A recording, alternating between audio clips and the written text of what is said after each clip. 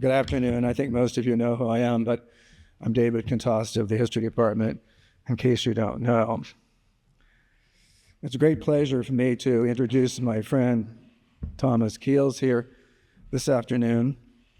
Tom is a lecturer, writer, and commentator who specializes in Philadelphia history and architecture.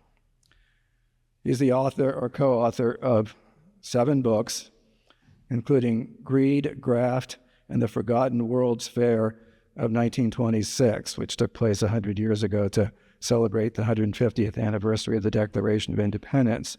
And he's going to be speaking about that book, or at least part of that book, here this afternoon. Another of his books is Wicked Philadelphia, Sin in the City of Brotherly Love. I haven't read it, but now I'm tantalized to read it and find out about sin in the city of brotherly love. Also deserving of mention are his publications about cemeteries, including Philadelphia's Laurel Hill Cemetery, a very beautiful and historic cemetery, which has something to do with the beginning of the park movement, the ornamental park movement. I don't think Tom will be talking about that today. He's spoken frequently before various Philadelphia institutions, and he's appeared in many documentaries, including a series called Philadelphia, the Great Experiment. We saw several of those in class, and Tom stars in several of them, not only talking about the Sesqui, but talking about other very interesting aspects of Philadelphia. So take it away, Tom.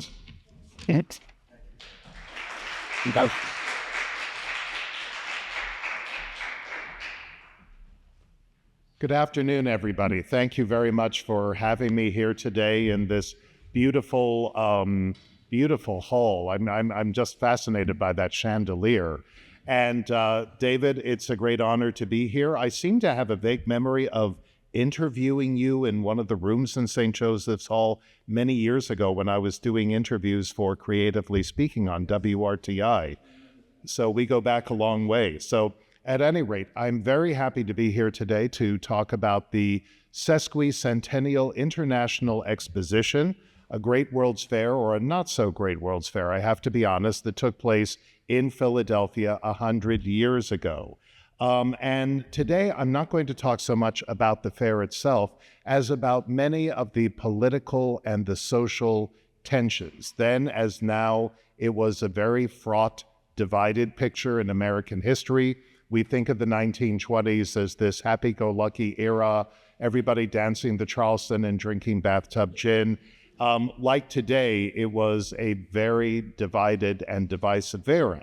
So my talk today is With Liberty and Justice for a Few, or how Philadelphia celebrated the 150th anniversary of the Declaration of Independence in a somewhat less than stellar manner. Now, many people really have no idea that in 1926, Philadelphia celebrated its second World's Fair, the Sesquicentennial International Exposition, or Sesqui for short. Sesquicentennial is a Latinate term meaning a century and a half, hence 150 years. Now, Sesqui was meant to be a successor to the wildly successful Centennial Exposition of 1876. This fair, which was really the first World's Fair in America, attracted over 10 million visitors at a time when the entire population of the United States was less than 50 million. The Great Fair of 1876 not just triumphed America's emergence from the Civil War as a united nation, but also its emergence as a major world power. And it also showcased Philadelphia as a modern industrial city of the first order. This was really when Philadelphia became the workshop of the world. The 1926 World's Fair, on the other hand, was a dismal failure that attracted fewer than 5 million visitors. That's less than half the number who attended the Centennial 50 years earlier, even though the population of the United States had tripled in those 50 years, and they had invented little things like the car and the airplane that should have made it a lot easier to get to a World's Fair. Now, about the same time that the Sesqui took its first stumbling steps on the world stage, the North American Review, a prestigious publication that called itself the first literary magazine in America, published an article by a gentleman named Hiram Wesley Evans. Evans, a Texas dentist who called himself the most average man in America, somehow managed to end up on the cover of Time magazine in 1924. How did this happen? Well, besides being a dentist, Evans was also the Grand Wizard of the Knights of the Ku Klux Klan, and a major reason for its resurgence during the 1920s. Reborn on a Georgia mountaintop in 1915, the new KKK had transitioned from a shadowy regional terrorist group into a mainstream national organization over the course of the decade, with an estimated membership of nearly 5 million and growing political clout. In 1924, Klan member Edward Jackson was elected governor of Indiana. 2 years later, Bibb Graves became governor of Alabama with Klan support. On a 1925 visit to Akron, Ohio, the civil rights leader W.E.B. Du Bois was horrified to learn that the once progressive city had become a major Klan stronghold. Around the country, hundreds of other political leaders did the Klan's bidding, either as willing allies or as intimidated victims. It seemed within the realm of possibility that Klan-backed politicians would assume control of the entire country. The Klan's elevated profile was demonstrated during the August 1925 KKK Convocation, yes, that is how they spelled it, in Washington, D.C., when over 30,000 Klan members in their hoods and robes paraded down Pennsylvania Avenue with the dome of the Capitol in the background. The following year, Grand Wizard Evans planned on substituting South Broad Street in Philadelphia for Pennsylvania Avenue. The 1926 Convocation would be held in Philadelphia, coinciding with the Sesquicentennial.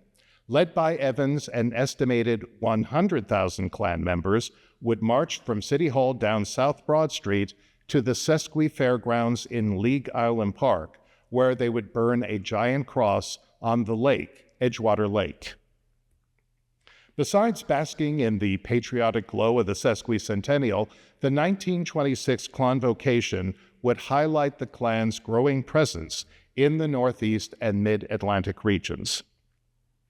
The Keystone State was the most important realm in the Klan's northeastern domain, with the membership estimated at 250,000. Philadelphia, the city of brotherly love, was home to more than 20 Klaverns, or Klan chapters, with 14 boasting more than 300 members. Most were in the industrial neighborhoods ringing Center City. They were beginning to see an influx of African Americans as well as first-generation Catholics and Jews. The Robert Morris Klavern in Germantown boasted more than 1,200 members, making it one of the largest Klaverns in the state. It was located at Torreson's Hall at 6656 to 62 Germantown Avenue, shown here before it was torn down and replaced with luxury apartments in 2015. The Philadelphia Klan was run by 30-year-old Paul Mears Winter. The young World War veteran appeared to be the picture of suburban respectability, living in Narberth with his wife and 2 children. In reality, Winter was a violent, dictatorial man, even by Klan standards. He had a personal guard known as the Super Secret Society, or the SSS. So, how did the Sesqui managers and the Philadelphia city government react when the KKK announced their plans to intrude on their patriotic pageant? Did they rise up in righteous anger and tell Evans and Winter to peddle their propaganda elsewhere? Yeah, right. The Klan were welcomed with open arms by the authorities, and September 9th through 11th, 1926, was declared the Ku Klux Klan Weekend at the Sesqui. A.L. Sutton, the grandly named Assistant Director General and Director of Domestic Participation and Special Events, was the first to extend a welcoming hand. Sutton had been born in the South, and he was rumored to be a strong supporter of the KKK, if not a member himself. But even without Sutton, the Klan probably would have received a very warm welcome at the fair. Only weeks after its opening, Philadelphia's Second World's Fair was already on life support. By the end of July, it had attracted fewer than 500,000 visitors instead of the 10 to 20 million it had expected by this stage. The Sesqui was effectively bankrupt. It was being kept alive only with regular infusions of cash from an increasingly cash-strapped city government. Much of the reason for its failure could be laid at the feet of United States Congressman William S. Vere and his puppet, the mayor, W. Freeland Kendrick. Vere was the head of the Republican organization. Now, you have to remember that in the 1920s, Philadelphia was a solidly Republican town. Believe it or not, fewer than 5% of its registered voters were Democrat. Vere, so being head of the Republican organization, meant that he was effectively Philadelphia's political boss. He controlled City Hall. He controlled every municipal employee from the mayor down to the lowliest beat cop, and basically they all did his bidding. With Kendrick's help, Vere had moved the Sesqui from the Fairmount Parkway, today we call it the Ben Franklin Parkway, which had just been completed and was the city's newest civic showplace. And it would have made a great place for the fair, but we're not going to have it there. We are going to have it in the very southern tip of Philadelphia, right above the Navy Yard, in an area called the Neck. Now, the Neck was Philadelphia's most remote, undeveloped, and poverty-stricken district, and as you can see from this photo, also its dampest. But the Neck happened to be in the heart of Bill Vere's congressional district. He had lived there since childhood. He owned large tracts of land there, which he was willing to lease to the Sesqui people for a very reasonable fee. The Sesqui was also part of his grandiose scheme to turn his blighted childhood neighborhood into a model suburb for his constituents like Chestnut Hill, and the Sesqui would bring in a complete infrastructure, paved and lighted streets, sewers, electric lines, public parks, elegant buildings, you name it. Of course, moving a World's Fair to the biggest swamp in Philadelphia meant that the city had to spend its entire fair budget simply on bringing in nearly 2 million cubic yards of landfill to sort of brace up the soupy soil before they could break ground for a single building. So the fair was effectively bankrupt and 6 to 12 months behind schedule before opening day. Plagued by its unfortunate location, corruption, graft, and bad planning, along with the rainiest summer in Philadelphia history, the Sesqui was literally and figuratively dead in the water. Let's put it this way. If an army of flesh-eating zombies had come marching down Broad Street, they would have been greeted with open arms as long as they clutched the 50-cent admission fee in their rotting fingers. So the Ku Klux Klan? Hey, no problem. Now, Hiram Wesley Evans did not mention the Klan's upcoming Sesqui visit in his article for the North American. Instead, Evans, who had once overseen the kidnapping and torture of a black man, outlined the Klan's plans to become a major political force by the ballot box rather than the noose. I'm going to talk about his article here, and some of this language may or will be disturbing to you, and I apologize, but this sets the scene for what follows. Evans spoke of the Klan's fight to protect real Americans, that is, white, native-born Protestant Americans of Nordic stock, from their three traditional enemies, the Negro, the Catholic, and the Jew. Evans dismissed African Americans in one paragraph. This was the 1920s. Jim Crow segregation and institutionalized racism were widespread. Who needs the Klan? Evans even spoke of the need for whites to provide blacks with, quote, full opportunity and protection, as long as they gave up their dreams of social equality. This cartoon, by the way, makes reference to an actual incident in Johnstown, Pennsylvania in 1923. A policeman was shot, and in response, the mayor ordered all African Americans and Mexicans who had lived in the town for less than 7 years to get out overnight. Turning to Catholics, Evans wrote, "Toward the Catholic as an individual, the Klan has no attitude whatever. His religion is none of our business. As long as Catholics pledge their allegiance to the United States of America instead of that guy in Rome, they were welcome." Evans' biggest problem was with the Jew, who he called, quote, "the most menacing and most difficult problem facing America today." It's here that Evans waxes truly eloquent, noting that, quote, "we can neither expel, exterminate, nor enslave these low-standard aliens, but their continued presence in the present basis means our doom.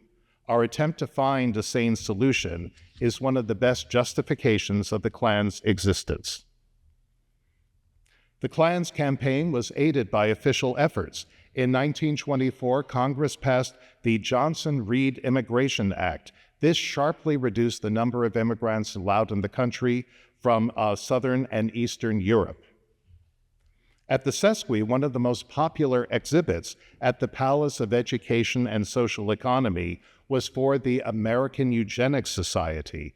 This 3-year-old organization promoted healthy humanity by adopting the same principles used in animal husbandry. We need to breed human beings the same way we would breed a thoroughbred horse. The unspoken message behind its placards about the cost of degeneracy was one of racial purity. America's good Anglo-Saxon and German stock was being subsumed by fecund hordes of Italians, Greeks, and Eastern European Jews. Either Nordics needed to reproduce more, or means had to be found to reduce the numbers of Mediterraneans and Alpines. Today, we have replaced this eugenics speak with the term Great Replacement Theory. Well, now that I've set this depressing scene, I'd like to look at how the Sesqui, and by extension America in general, dealt with the aspirations of African Americans, Jews, and Catholics in the celebration of American independence. Each of these groups made unique and important contributions to the celebration of American independence. Each group was treated very differently by the white Anglo-Saxon Protestant elite that still controlled the Sesqui, Philadelphia, and the United States. Well, let's start with the most cheerful story and work downwards. In 1926, Philadelphia's Catholics had achieved a prominence in civic affairs that would have been undreamt of a generation before. Now, when I speak of Catholics here, I'm speaking specifically of Irish Catholics. Italian, Polish Catholics wouldn't really become part of the city's hegemony until well after World War II.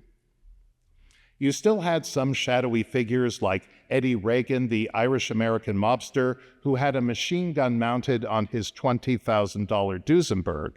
But these were increasingly eclipsed by such respectable figures as the city solicitor, Joseph P. Gaffney, and John B. Kelly, a handsome young contractor who became the first crewman to earn 3 Olympic gold medals in rowing. Kelly would become a leader in Philadelphia's Democratic Party in the 1930s, and of course he would also become the father of a little girl named Grace, who would grow up to become the epitome of patrician beauty and charm in Hollywood in the 1950s. Catherine Drexel, part of the Catholic branch of the Drexel banking clan, oversaw a flourishing religious establishment in Bensalem, the Sisters of the Blessed Sacrament, and she constantly irritated the KKK by operating schools for poor African American and Native American children. Without a doubt, the face of Catholicism in Philadelphia in the 1920s was the bull-necked, double-chinned visage of Cardinal Archbishop Dennis Joseph Dougherty. Dougherty was an expert at fundraising, real estate speculation, and political manipulation, traits that served him and his flock well during the 1920s. Under his direction, the Archdiocese of Philadelphia enjoyed a golden age of prosperity and expansion.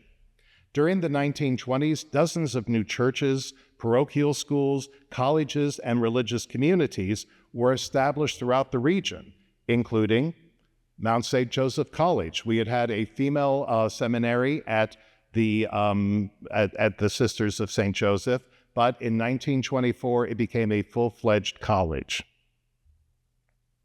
Cardinal Dougherty served on the Religious Advisory Committee to the Sesqui. Under his direction, Catholic activities and exhibits to the fair promoted the Church's accomplishments in education and social work while stressing Catholics' devotion and patriotism toward the United States. I think I got out of order here. Here we go. The greatest demonstrations of American Catholics' committed faith and patriotism came on a scorching Sunday, October 3rd, when Cardinal Dougherty celebrated a solemn pontifical mass at the Sesqui Stadium. Before the ceremony, over 80,000 Catholics paraded down Broad Street to the Sesqui grounds. Between 250 and 300,000 people attended the fair that day. It was the one time the fair was truly, truly crowded. More than 150,000 of them crowded into the stadium, while 2 ancillary altars had to be set up in the fields outside to handle the overflow. Dougherty celebrated Mass on an elaborate canopied altar beneath a replica of the Bernini baldachin in St. Peter's. After Mass ended, the enormous crowds inside and outside of the stadium sang the Star-Spangled Banner. October 3rd, 1926, might have been the high noon of the Catholic Church in Philadelphia. The Sesquicentennial Mass was a stunning illustration of the size and power of the Church locally. It was a spectacle that would be unmatched until Pope John Paul II visited the city in 1979 and celebrated Mass at Logan Circle, while more than 1 million spectators jammed the parkway. Now, in 1926, Philadelphia had the second largest Jewish population in America after New York City. Its estimated 240,000 Jews represented about 13% of the city's 1.8 million inhabitants, and they included some of the city's wealthiest and most respectable citizens. At the top of the financial and social apex were 3 Jewish men connected by ties of family, society, and business: Ellis Gimbel, Jules Mastbaum, and Albert M. Greenfield. Ellis Gimbel was one of the 7 original Gimbel brothers and one of the founders of its first East Coast department store in 1894. By 1926, this had grown into, quote, the largest exclusively retail store in the world. Besides the Philadelphia flagship, Gimbel's owned 6 other stores, as well as Saks Fifth Avenue. It was Ellis Gimbel who persuaded 50 employees to give up their Thanksgiving morning and stage a ragtag parade through the city of Philadelphia, ending up at the Gimbel store. This first Thanksgiving Day parade, of course, would still last today and would become a popular fixture around the country. The Gimbel's chain had recently gone public in the 1920s, making Ellis one of the wealthiest men in Philadelphia. He funneled much of his wealth into philanthropy. Meanwhile, his brother-in-law, Jules Mastbaum, who with his brother Stanley and Andrew Fleischer operated one of the city's real estate firms, as a sideline in 1905, they decided to open a Nickelodeon. Well, by 1926, this had become the Stanley Company of America, the largest owner of movie theaters throughout the United States. It operated over 250 theaters. The crown jewel was the lavish Stanley Theater at 19th and Market Streets, named after Jules' brother Stanley, who had died in 1919. When not hosting glamorous movie premieres with Hollywood stars, Mastbaum's greatest passion was collecting works by the French sculptor Auguste Rodin. By 1926, Mastbaum had collected the largest collection of Rodin's works outside of France. These works were put on display at the Palace of Fine Arts at the Sesqui and up and down the Parkway. Mastbaum was working with the architects Paul-Philippe Cret and Jacques Lebert on plans for a museum that would open on the Fairmount Parkway after the Sesqui, bequeathing his collection to the city of Philadelphia. Mastbaum's closest friend and business partner was Albert M. Greenfield, who had been born Avram Moshe Grunfeld outside Kiev in 1892. Greenfield had risen from poverty to become Philadelphia's leading real estate agent in 1926. He owned many of the city's marquee properties, including the new Benjamin Franklin Hotel, which he had developed with both Mastbaum and Gimbel. By this time, Greenfield had also moved into banking and insurance. These were fields that at the time were pretty much closed off to Jews. His headquarters was the Bankers Trust Building at Walnut and Juniper Street. Greenfield had also become a political power broker. He was the finance chairman when Congressman William S. Fair ran for the U.S. Senate in 1926. He contributed over $100,000 of his own money to the campaign. By the way, Bill Fair was elected senator, but he never took his seat in the U.S. Senate. But that's a story for another day. All three of these men, Greenfield, Gimbel, and Mastbaum, had been enthusiastic supporters of the 1926 Sesqui. All three served on its executive committee and donated large amounts to getting the fair off the ground. And for their efforts, they were the targets of the most vitriolic attacks from the growing forces of anti-Semitism in America. As American Jews reached the height of their professions in the 1920s, they were countered by a growing chorus of voices trying to block their supposed infiltration of Christian America. This anti-Semitism was a driving force in both the anti-immigration and anti-eugenics movement.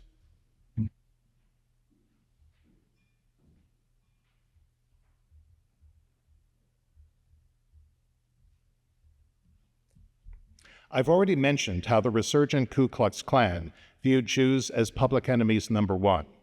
Their views were shared by the industrialist Henry Ford, who in 1918 acquired a small weekly newspaper called the Dearborn Independent and turned it into America's foremost forum for anti-Semitism. The May 22, 1920 issue featured The International Jew, the World's Problem as its lead article. Every week for the next 7 years, The Independent would feature an article, usually on the front page, about how Jews were infiltrating every aspect of American society. During this time, its circulation exploded from 70,000 to over 900,000, making it one of the most widely read publications in America.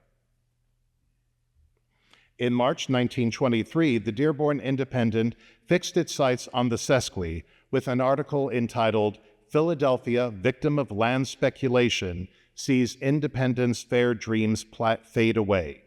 In it, the author charged the city's clique of Jewish speculators, that is, Greenfield, Mastbaum, and Gimbel, with subverting the patriotic dream. The Independent would return to the theme of the Sesqui several times over the coming years, always attributing its failure to Jewish greed. Given the toxicity of anti-Semitic attacks, it's not surprising that the Jewish presence at the Sesqui was low-keyed and somewhat defensive. The bywords for Jews at the Sesqui would be restraint, respectability, and assimilation. At the Palace of Education and Social Economy, an exhibit mounted by the Synagogue Council of America emphasized the contributions of Jews to the United States. These included the works of the Philadelphia financier Haim Solomon, who lent the Continental Congress his personal fortune of $200,000 during the Revolution, Major Benjamin Nones, who commanded a Hebrew legion consisting of 400 men, officered by Jews, and Commodore Uriah P. Levy, the War of 1812 hero who abolished corporal punishment in the U.S. Navy. A large display emphasized the role played by American Jews during the recent World War, particularly the fact that there were 58 Jewish soldiers in the U.S. Army for every 1,000 members of the Jewish population, compared to fewer than 50 soldiers per 1,000 for the Gentile population. Near the entrance to the palace stood the exhibit of the National Farm School in Doylestown, Bucks County. This award-winning exhibit included a pond with live ducks, chickens, rabbits, calves, and a beehive. The National Farm School had been founded in 1896 by Rabbi Joseph Krauskopf of Congregation Knesset Israel. He wanted to train Jewish boys, especially Eastern European immigrants, in agriculture in an effort to, quote, make more tillers and fewer tailors. By 1926, the school was open to students of all faiths, although still supported primarily by the Jewish community. The school housed a student body of about 150 young men on a 1,200-acre complex, complete with orchards, greenhouses, a dairy, and a horse farm. Again, part of the impetus behind the school and the Sesqui exhibit was to counter anti-Semitic stereotypes of Jews as a purely urban species attuned to speculation rather than production.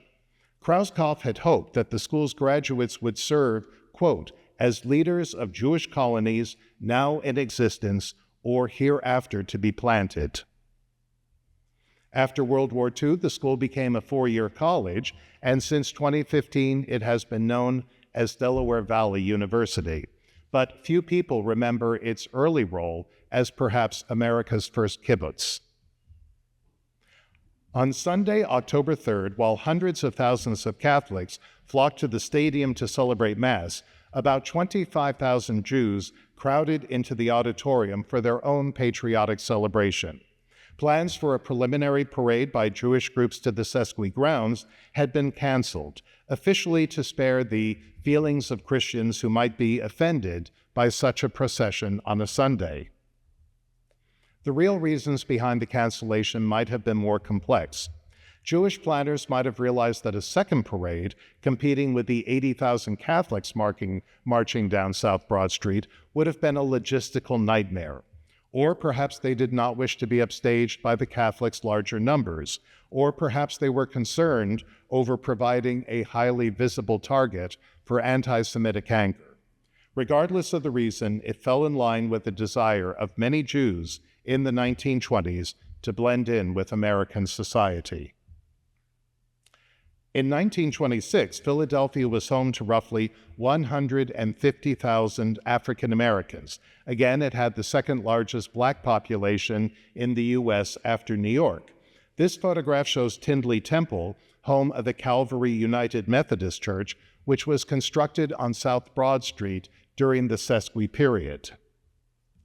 The African American community boasted 3 banks, 2 hospitals, more than a dozen building and loan associations, and 4 black colleges and training schools. While roughly 1/4 of Philadelphia blacks still lived in poverty, income and home ownership levels would rise throughout the decade. Their growing numbers made them an attractive voting bloc for the Republican organization, allowing them to command municipal jobs for a select few. Thanks to Bill Vair, Amos Scott had been named Philadelphia's first black magnate in 1920. The same year, 2 African Americans from Philadelphia were elected to the Pennsylvania State Legislature, Andrew F. Stevens and John Cornelius Asbury. Despite these advances, Philadelphia blacks experienced a degree of segregation similar to that in Atlanta or Birmingham. They were banned from all Center City restaurants except for the Horn and Hardart Automat. They could not shop in any Market Street department store. At Jules Mastbaum's glittering movie palaces, they were banished to the upper balcony, no matter how empty the orchestra and mezzanine. When Asbury agitated too strongly for civil rights legislation, Bill Vair forced him to step down from the legislature in 1924. As a consolation prize, he was named chairman of the Negro Activities at the Sesquicentennial. He led a committee of 100 prominent blacks, most of whom were loyal supporters of the Republican organization.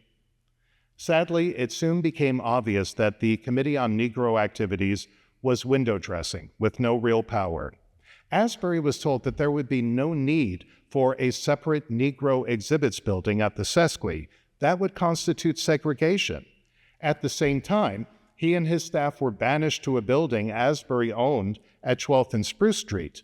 The rest of the Sesqui organization had offices in a brand new administration building on the fairgrounds. while the socially prominent white members of the Women's Committee easily secured $200,000 from the Sesqui Board for their recreation of Colonial High Street, Asbury had to pay the expenses for his committee out of his own pocket. It was only after Black activists petitioned the White House that the Sesqui Executive Committee grudgingly appropriated a measly $12,500, that was half of the $25,000 requested, for African American activities and exhibits. As a last-minute concession to Black political leaders, Mayor Kendrick asked A. Philip Randolph, the most radical civil rights leader of the period, to speak at opening day ceremonies as an orator for the Negro race of the world. The invitation was issued on May 22nd. Opening day was May 31st. At a time when Jim Crow segregation was the norm in America, Randolph advocated complete equality for African Americans. His speech pulled no punches. He made it clear that a country that did not offer the same freedom to all of its citizens should not be celebrating its democracy. Randolph joined Secretary of Commerce Herbert Hoover and Secretary of State Frank Kellogg on the speaker's platform. I have not been able to find a single picture of the speaker's platform that shows Randolph speaking. His name was also omitted from the official opening day program, and many members of the audience had no idea who Randolph was. Sadly, segregation and discrimination would continue to be bywords of the Sesqui. Black visitors were expected to take their meals at the Colored Women's Hostess House rather than at any of the several restaurants on the Sesqui grounds. The Hostess House had an emergency first aid station for Black visitors, separate from the fully staffed hospital for white fair attendees. By the way, I have a question mark here because I have looked at every single map I could find of the Sesqui. Not one of them shows where the Colored Hostess House was. This is a trick that's still being used today. Erasure. They simply don't exist. The same trick that's being used when they removed the placards showing Washington slaves from the president's house downtown. The same technique that they used when they removed the rainbow flags from the Stonewall Inn in New York. If you pretend they don't exist, then they don't exist. At the opening day ceremonies and on Armistice Day, Black veterans were excluded from the massive parades of World War veterans at the fair. The 5,000 members Sesqui Festival Chorus included singers from hundreds of organizations, ranging from the Society of the Colonial Dames of America to the National Council of Jewish Women. Not one Black organization was approached.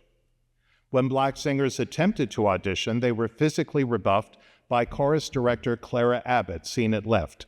After the Sesqui, the well-connected Mrs. Abbott would go on to head the Municipal Bureau of Music for Philadelphia and was instrumental in the founding of the Mann Center. The only Black faces the white visitors were likely to see at the Sesqui were the musicians costumed as field hands at the Indian Queen Tavern on the High Street of 1776. Even the highlight of the Sesqui, the September 23rd bout between world heavyweight champion Jack Dempsey and contender Gene Tunney, created bitterness within the Black community. Many African Americans and sports experts felt that the qualified contender for the world heavyweight title was not newcomer Gene Tunney, but Harry Black Panther Wills, the three-time world-colored heavyweight champion. But both reigning champion Jack Dempsey and fight promoter Tex Ricard refused to cross the color line for the Sesqui fight. Well, despite these setbacks, the Committee on Negro Activities set up a full roster of displays and events. Their exhibit featured artwork by Henry Osawa Tanner and Laura Wheeler, examples of Black-owned newspapers from around the country, poetry readings, and musical performances. On July 12th, the Women's Committee on Negro Activities produced Loyalty's Gift, a historic pageant and song at the Sesqui Auditorium. Over 1,000 performers enacted a series of tableaux depicting Black life in America over the centuries. The spectacle concluded with Achievement, a pantheon of pioneers in race progress. Philadelphia's own Marian Anderson represented Achievement in song, bringing down the house with O Mio Fernando from Donizetti's La Favorita. Loyalty's Gift was a critical and commercial success. It was the first time that the 1,000-seat auditorium had been filled that far during the Sesqui summer. Its success inspired the Committee on Negro Activities to schedule an even larger pageant in the auditorium on September 22nd, Ethiopia, a spectacular musical drama. Like Loyalty's Gift, Ethiopia was an allegorical pageant that told the story of the Negro race through the mythical female character Ethiopia. Tickets quickly sold out. 48 hours before Ethiopia's opening, A.J. Sutton, you remember him, don't you? A.L. Sutton, summoned its producers and told them that the auditorium would not be available for their production on the evening of September 22nd. Yes, this is the same A.L. Sutton who so warmly welcomed the Ku Klux Klan to the Sesqui earlier that year. Sutton told the stunned producers that the auditorium would be needed on the night of September 22nd for 60,000 white Oddfellows who had been booked into the Sesqui Stadium that night.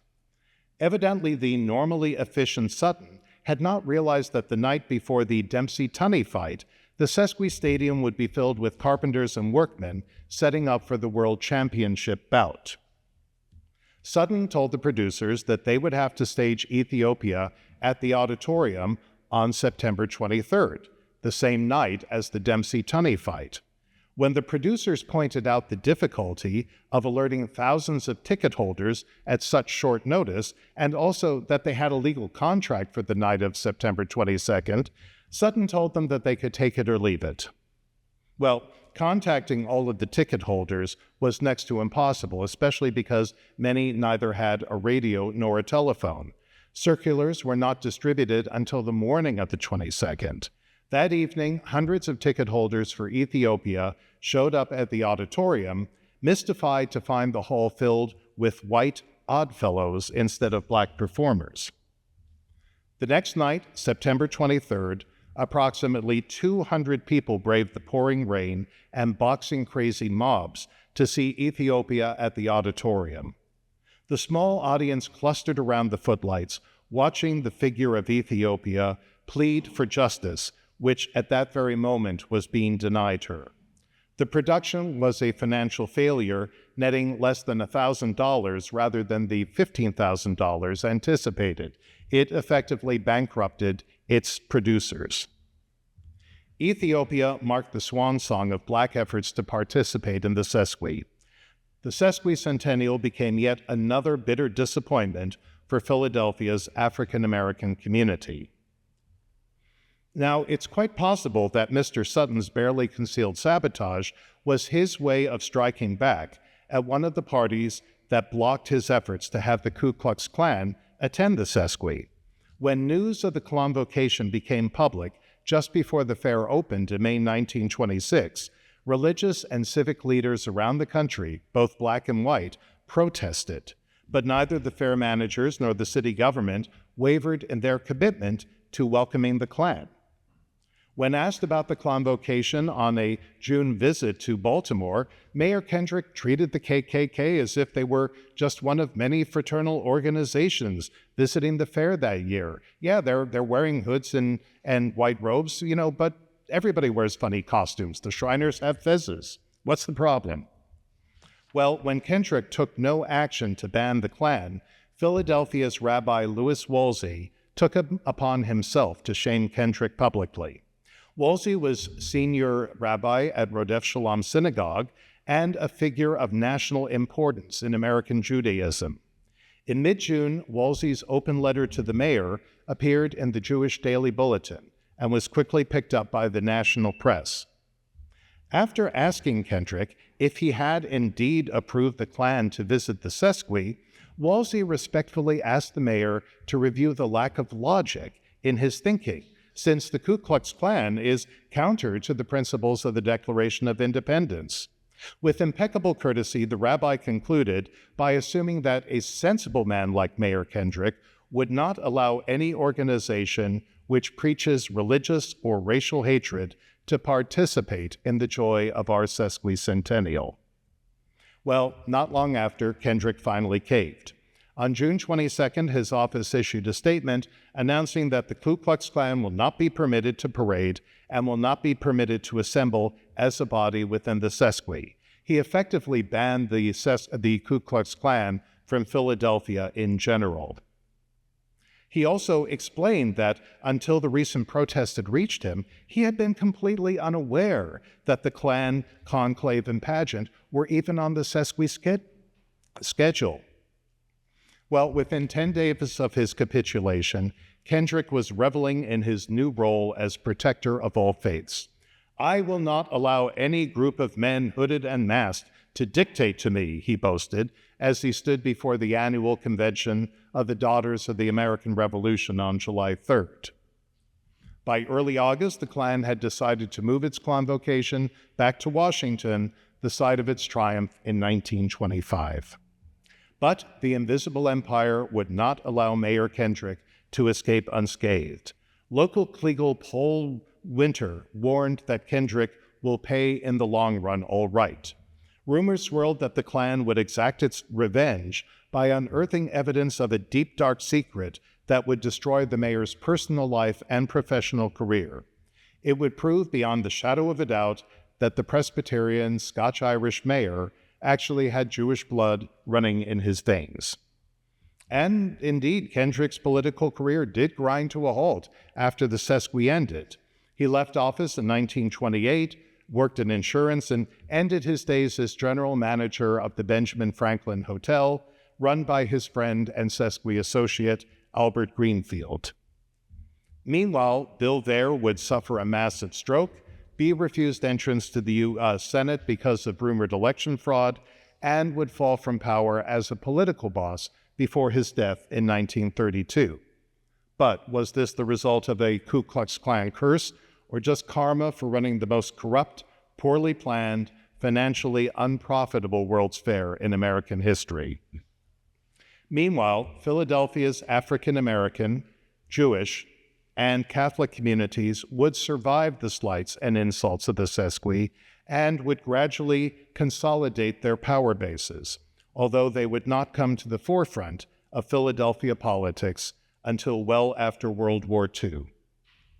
In the meantime, their experiences, particularly those of the Jewish and African American communities, would illustrate the hollow hypocrisy of an event meant to celebrate the document that guaranteed life, liberty, and the pursuit of happiness to all Americans.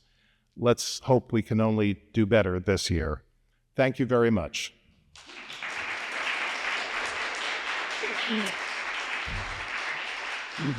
That's fantastic. Ledger Jason, please. Of course, yes. Does anybody have any questions?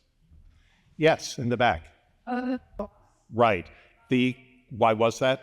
Were they going to burn a giant cross? Up until recently, and it may still be, the Ku Klux Klan liked to get attention by burning giant crosses. It showed that they were good Christians. Why burning a cross makes them good Christians, not really sure, but that was a big thing. So the idea that they would do this in the middle of the World's Fair showed how visible and how important they had grown by that stage. Next question. So if Kendrick is like Bear's puppet, and Kendrick had the thing kicked out of the Sesqui, what was Bear's part of that? Did he have one?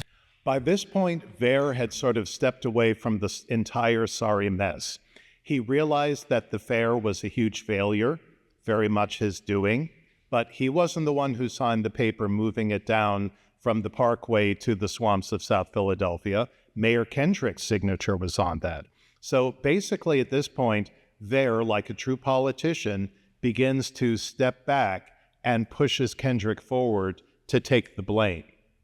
Yeah, as I said, very much, you find the fall guy. Did you have another question? I did. So for the eugenics or eugenics, what were the features that they were trying to curate? Was it just race, or were there other?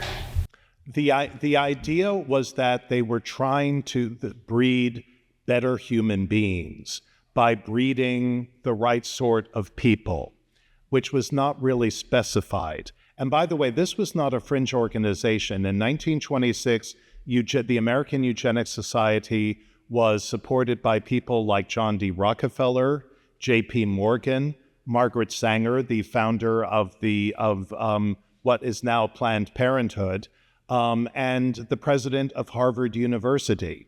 It was considered a very forward-thinking organization.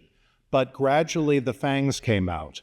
It was the realization that they were concerned about what they considered lesser races, Eastern European Jews, Russians, Polish people, etc., replacing the good, hardy, Nordic, stock, Anglo-Saxon, blah, blah, blah, that founded this country, and that stock was not reproducing fast enough. So let's find ways of keeping them out of the country and promoting, hey, let's pay people a bonus for having more children if they're the right sort of parents.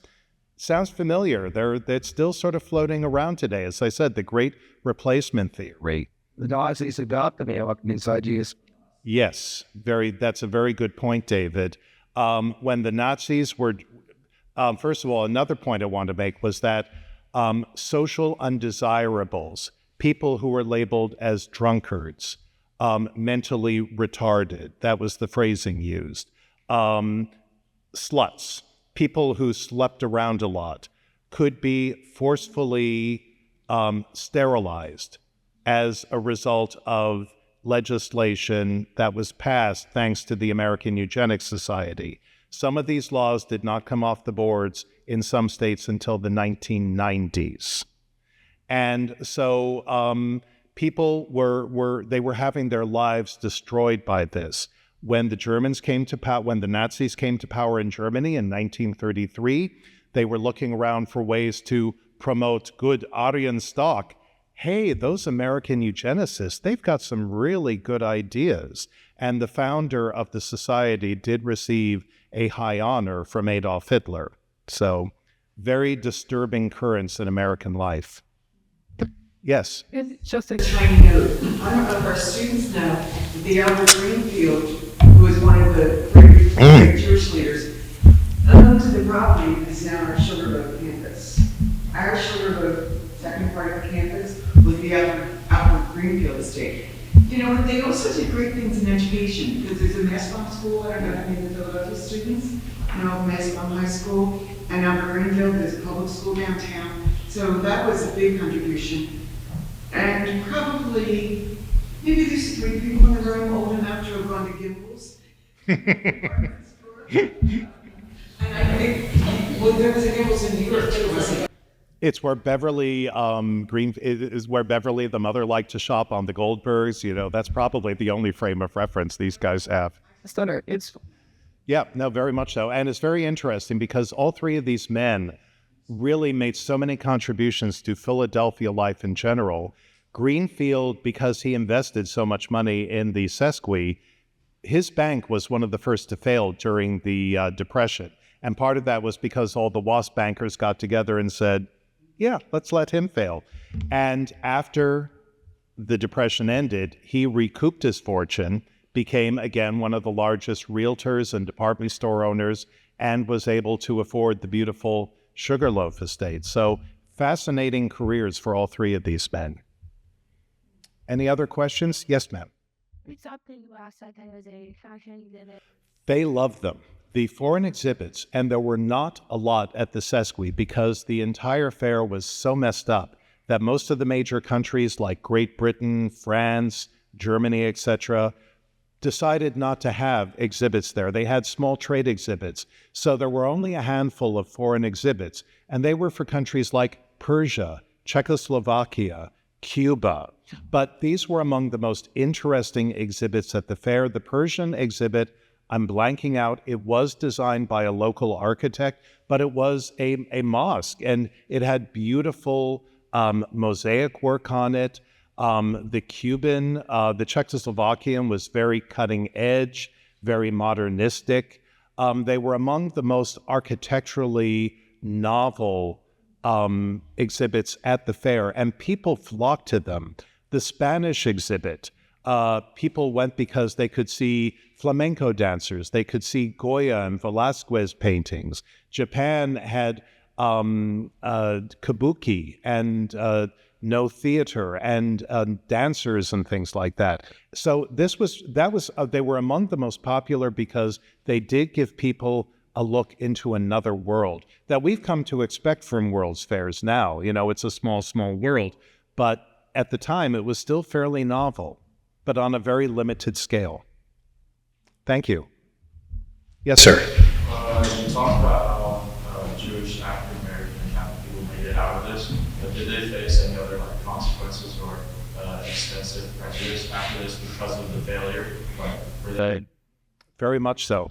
The Catholics, you sort of see this upward trajectory, especially during the 1930s, when John Kelly and other Irish Catholics sort of become the face of the Democratic Party, which is beginning to take over Philadelphia politics by that kind.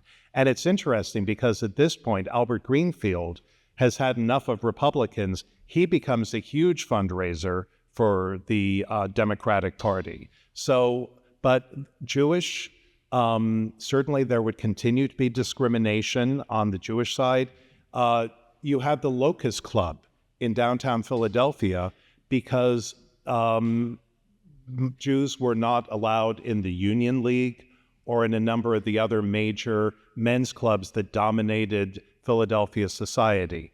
African Americans, segregation, prejudice would continue throughout the 1960s. You would see a more militant attitude coming in starting in the 1920s, like the Raymond Pace Alexander and his wife Sadie Moselle Tanner Alexander. They called themselves the New Negroes. It's like, we're not going to be tools of the Republican Party.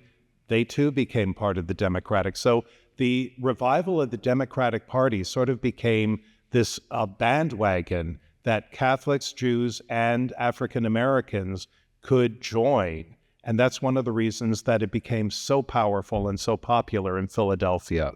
But it was a long, long slog, and it's not over yet. David, I saw... So much anti-Semitism, anti-Jewish. Why exactly was that? If that didn't exist, you think the Sesame actually could have been like a success? No. Basically, it was a big con game for Bill Vair, who, by the way, was also a leading contractor, and guess who got a lot of the contracts to build the buildings for the fair? So, no, it would have been a fiasco under any circumstances. One of the reasons that you started to see this resurgence in anti-Semitism particularly was the fact that within a very short period, American Jews had gone from being poor, penniless immigrants who could not speak the language to being at the height of every profession. By the 1920s, you had figures like Bernard Baruch, Louis Brandeis. Broadway was filled with Jewish names and stars. Hollywood was a creation of American Jews, and they were popular. They were coming to the forefront in every field.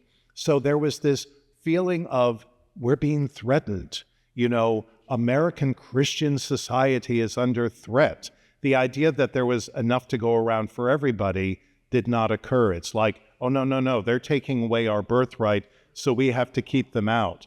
African Americans to a lesser extent. But as I said, in the 1920s, Jim Crow segregation was still the rule of the day. But that's one reason that you see this resurgence in anti-Semitism during this period. What? They were the others. They were different. Why do you think that we have such a threat today against LGBTQ people? You know, oh my God, they can get married, they can raise children, they can join the PTA. It's like, why is this a bad thing particularly? But it's the fear of the other that unfortunately still plagues many Americans today. David. You mentioned that Cardinal Doherty and Albert Greenfield became very good friends. And Greenfield enjoyed his company, and Doherty thought he could let his hair down in front of Greenfield because he wasn't a Catholic. He was Jewish, they could talk to each other about anything.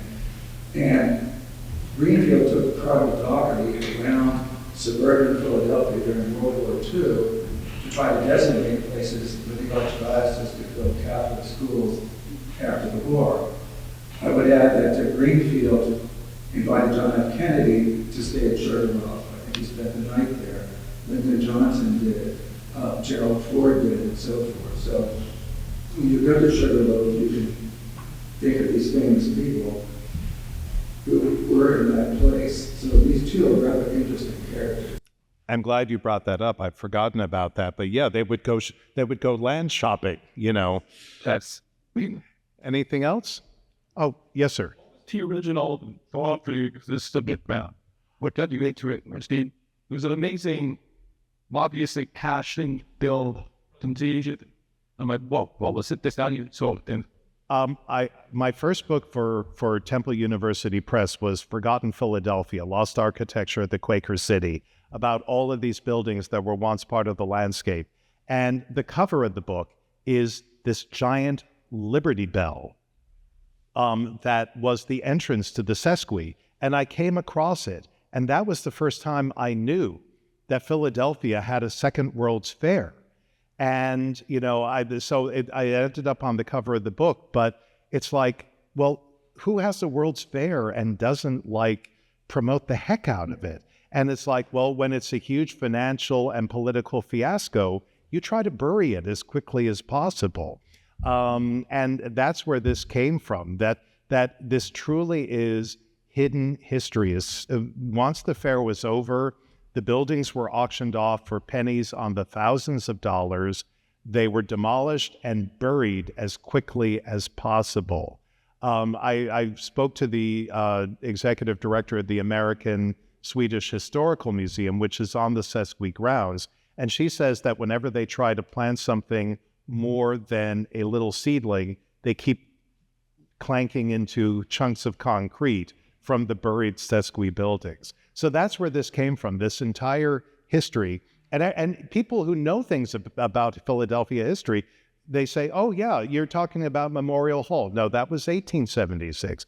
This is 1926. And yet in its own negative way, this was as seminal an event for Philadelphia as 1876 was for it then. Well, like FDR Clark was party for the site as a child. Yes. And then come and the town would still be there. It was probably also because we can get up, that's not, they didn't mention the Swedish. And of course, again, most of you people don't remember this, JFK Stadium, where they had Live Aid in the 90s, that was the entire reason for having it down there. Evidently, that was the only site where we could have a big sports stadium. And that was the legacy of the fair. They had the sports stadium. Everything else got torn down. Said they Oh, my pleasure. sensations. That's about I'm to them, that is that. I'm still